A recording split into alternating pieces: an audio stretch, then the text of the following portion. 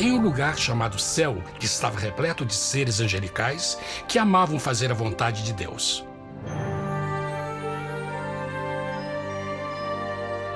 Sob o justo e amoroso governo do Criador, todo o céu desfrutava uma existência de felicidade e perfeita paz.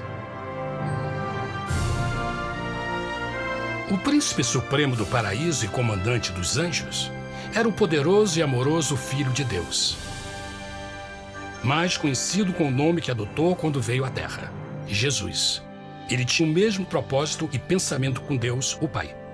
O céu, sob o comando compassivo do Pai, Filho e Espírito Santo, provou ser um maravilhoso lugar de paz e alegria. Para realizar as ordens de Deus, a Trindade estava rodeada de um oceano virtual de inumeráveis espíritos ministradores chamados serafins e querubins, mais conhecidos como anjos. Estas poderosas e inteligentes criaturas descobriram que a felicidade estava em cumprir as ordens do Todo-Poderoso. Mas Deus criou um extraordinário anjo para atuar como líder de toda a multidão celestial. A Bíblia nos diz que seu nome era Lúcifer, que significa portador da luz. Este querubim foi o maior ser criado por Deus e assumia a posição mais próxima do trono de Deus, estando diretamente sob a autoridade de Jesus. A tarefa de Lúcifer era difundir a luz e o conhecimento da vontade de Deus a todos os outros anjos.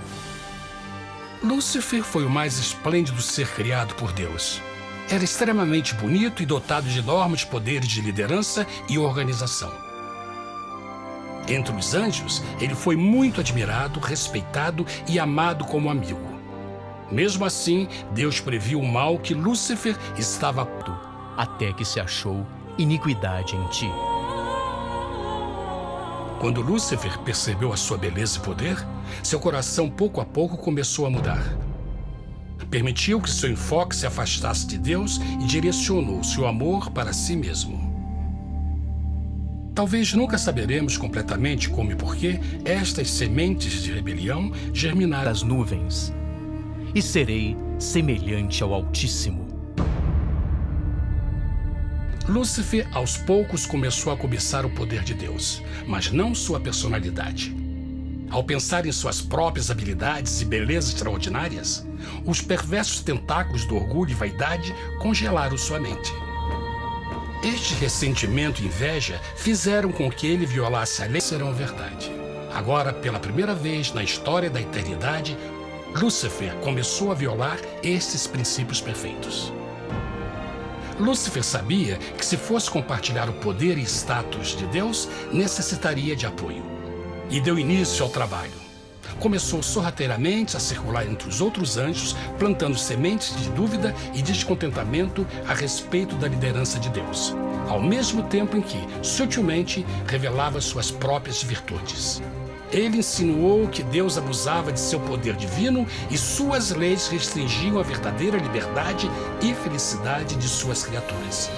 Com seu raciocínio audaz e poder de influência, Lúcifer pôde persuadir a um grande número de anjos a se unirem para seu motim. Talvez se perguntem, como tantos anjos inteligentes puderam seguir esse desertor? Bom, lembrem que até esse ponto nenhum anjo tinha escutado uma mentira. E nesse primeiro estágio da rebelião, os anjos não perceberam a obsessão de Lúcifer em assumir a posição de Deus. Não sabiam que finalmente ele planejaria a tortura e o assassinato do Filho de Deus na cruz com a intenção de ocupar o seu trono. Pegou desprevenido. O Senhor sabe de todas as coisas e os pensamentos de suas criaturas. Ele entendia exatamente o que estava se passando pela mente de Lúcifer. E piedosamente Deus advertiu o desgarrado anjo do perigo. Mas no final, o orgulho e a vaidade não permitiram que Lúcifer as criaturas. E para que isso aconteça, elas precisam ter o livre-arbítrio. A rebelião de Lúcifer é a maior evidência de que ele tinha esta liberdade. Agora, a grande pergunta é: como Deus enfrentaria esta crise? Como lidaria com Lúcifer e com os milhões de anjos que se uniram nessa rebelião? Muitos questionam por que Deus não acabou imediatamente com a rebelião. Afinal, Ele poderia facilmente vaporizar Lúcifer com um raio. Mas isto teria solucionado o problema? Não, pelo contrário. Isso só teria intensificado as dúvidas e suspeitas que Lúcifer havia plantado na mente dos anjos. Lembrem que Lúcifer sabia, como ninguém mais, da engrenagem interna do governo de Deus.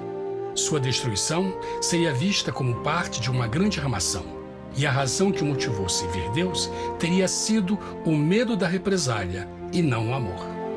O Senhor sabia, na sua sabedoria, eles vissem por si mesmos sua terrível natureza autodestrutiva. Afinal, a sabedoria e o amor do governo de Deus seria para sempre confirmado e o universo estaria seguro. Quando Lúcifer e seus seguidores revelaram abertamente sua rebelião, o Senhor soube que não haveria paz se permitisse que eles ficassem no céu. Deveria impor um limite, entrar em ação e enfrentar os rebeldes. E foi precipitado o grande dragão, a antiga serpente chamada o Diabo e Satanás, que engana todo mundo. Ele foi precipitado na terra e os seus anjos foram lançados com ele. A Bíblia não revela exatamente que tipo de armas foram usadas durante este conflito cósmico. Mas esta guerra foi como nenhuma guerra que os olhos mortais já viram. Apocalipse 12:4 nos diz que finalmente Lúcifer e um terço dos anjos de Deus